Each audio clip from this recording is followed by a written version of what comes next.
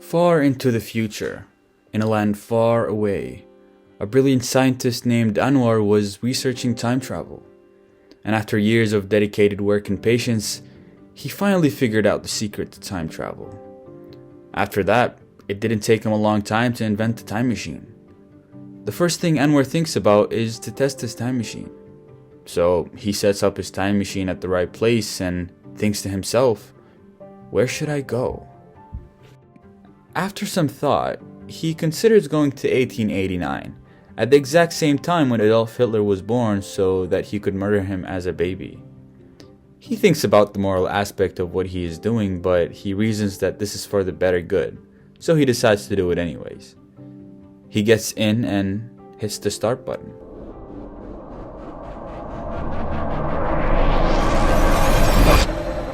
He goes back in time to the same place he has his time machine in, but now it's in 1889. His lab does not exist. Yet. The place is completely different than what he's used to. As he stands there and contemplates the place that will eventually become his home, a thought hits him and he starts panicking. He thinks to himself, why did I not think of this? He realizes that by killing Hitler, he would prevent World War II, but in doing so, he will also eliminate any reason for his future self to want to come back in time to kill Hitler. This would cause a massive paradox that could ultimately destroy the entire universe.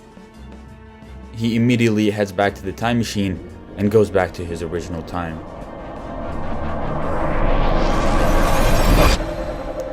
As soon as he goes back in time, he looks around for his lab.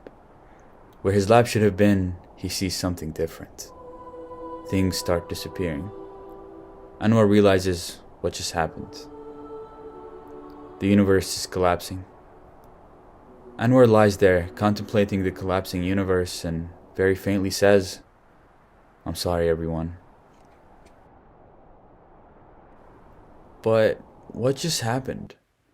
Anwar realized the mistake he could have made before making it. But why did the universe collapse anyways?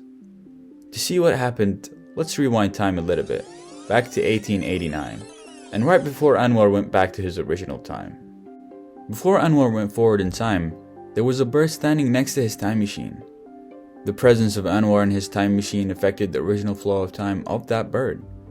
Originally, he would have flown away from the place into a faraway land, but now he changed directory. He is going to this neighborhood nearby. As we can see, this person now stops to see the bird, and thus changing their regular flow of time ever so slightly. And this person will interact with other people and change their flow of time, and so on and so forth. Eventually, this will add up to a massive change, and a world completely different. People of present time will no longer be born, and people who were never born will now be born. Inventions that were made may not be made, and other inventions which were never made may now be made. The moment Anwar went back in time was the moment he doomed the universe.